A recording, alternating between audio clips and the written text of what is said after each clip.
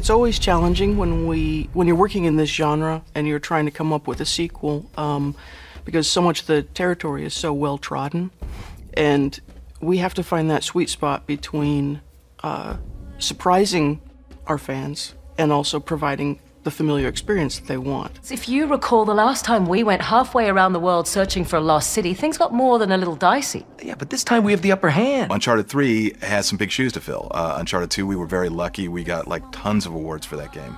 It's sort of like, where do we go now, you know? What the hell? Let's do it.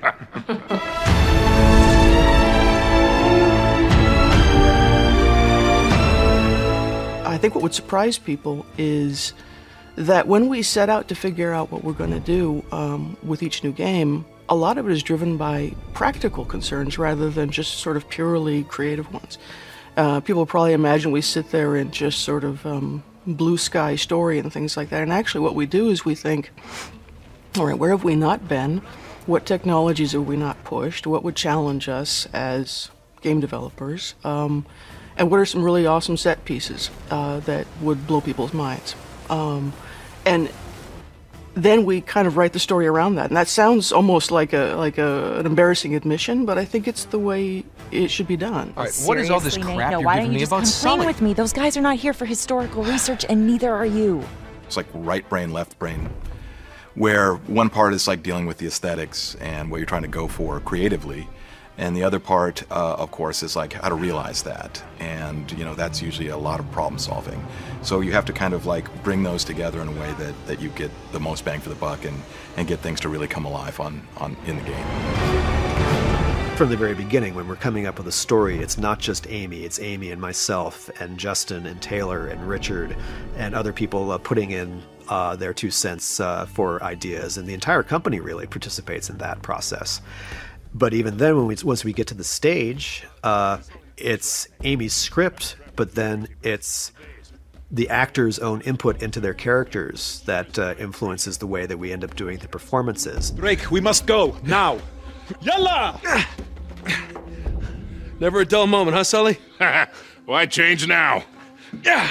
We want contributions from everybody. We carry that same philosophy onto the stage with the actors. We don't just go into the voice studio and stand an actor in front of a copy stand and a microphone and say, well, here's your lines, just read them. We shoot the story as if it were film or television or theater. And of course, that means the actors get to sort of settle into their characters as well. They genuinely enjoy working together. And, you know, again, some of the best moments are completely improvised by them. And I will always give them credit for that. And some of the most sort of touching moments are because these aren't people that just met, you know. They've known each other for 5 years and they actually have this relationship. You have these actors who have played these characters now for the 3rd game in a row, and they know these characters. They've helped build these characters really from scratch. It's really interesting to see them get to really kind of spread your wings isn't the right way to put it. These actors are getting a chance to sort of explore the corners of who these actors are, of who these characters are. You can skip the mind games.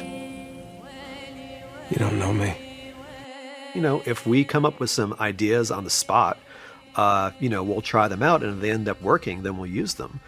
I mean, probably one of the best examples of that was even from the first game when Nolan and Emily had a scene where Elena's character had just caught up with Nathan Drake's character and she was pissed off, and we ran the scene a few times, and Emily just said, hey, you know, I feel like I should hit him here. And, you know, it wasn't in the script, but we thought, yeah, okay, that might actually be funny. So, you know, we get in the scene and she does this like, and, you know, of course it worked great, and that ended up making it into the final cinematic in Uncharted 1. And that kind of stuff happens all the time. If you just watch their faces when they're saying a line, there's the essence of it right there. Now, we don't just kind of mimic it, but that is our reference. That is where, you know, that's what we kind of, that's our launching off point. And then we take that and we enable our animators to interpret that in the way that's gonna serve us best. He's not here. We do not do and never have done any facial animation capture. There's a number of reasons for that.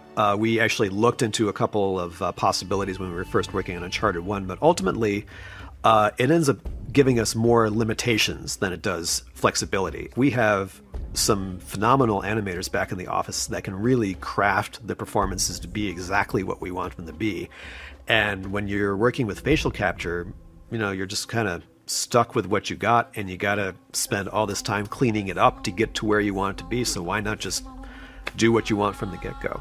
God, what a dick, right? Come on. We gotta find a way out of here fast. We're completing the performance that was started on the stage. You know, we have amazing actors who give us these incredible little vignettes of, you know, scenes that are very personal, and I love the energy that they have with each other, and we need to make sure that what they started is completed. Nate, just who are we dealing with here? Working on the third outing in a series, you have to think about, you know, how are you changing things up? And you want to do it in ways that are meaningful, but sometimes you arrive at them in ways that are sort of simple and obvious. And one of the things that immediately occurred to us is it'd be more interesting to see a female antagonist this time. Same cocky little shit. So fearless. I wonder what you're really afraid of. And it'd be more interesting to have a antagonist who was more cerebral and therefore challenged Drake in different ways. You get off on all this, don't you? Cheating death. It's a very different character to try to write. It's actually a much harder character to try to write, and it was a much harder character to cast. And thank God we found Rosalind Ayers, because she brought something really unusual, I think, to the character. I'm sorry, Nathan. It seems you've been removed from the equation. It's been a lot of fun to have a female villain, and she's kind of wicked. Catherine!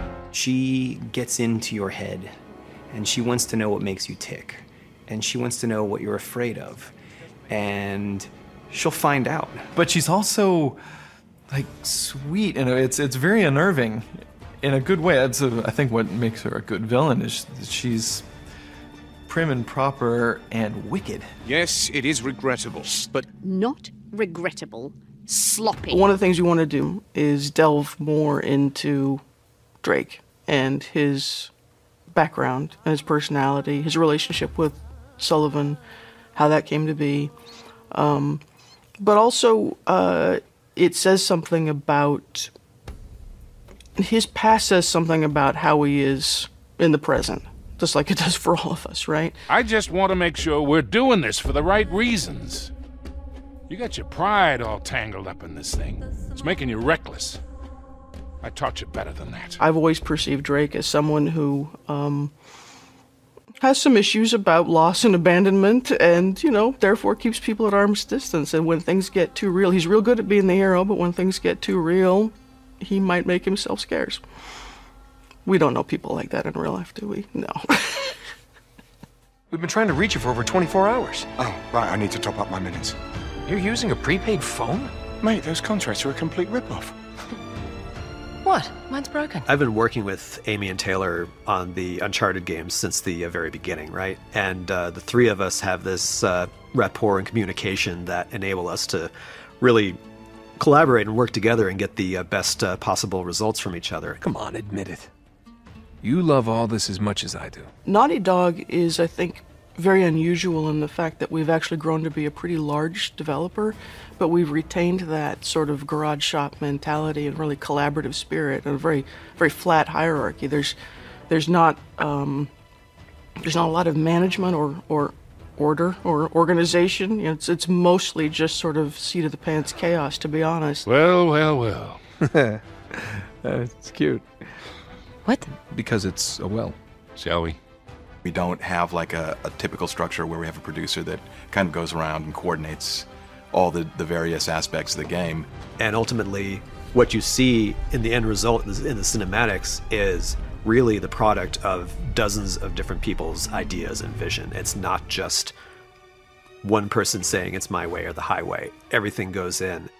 It's hard, I think, as a writer to say, all right, everybody just trust me and come along on this journey with me, while you yourself are terrified that, you're hoping that all of these ideas coalesce.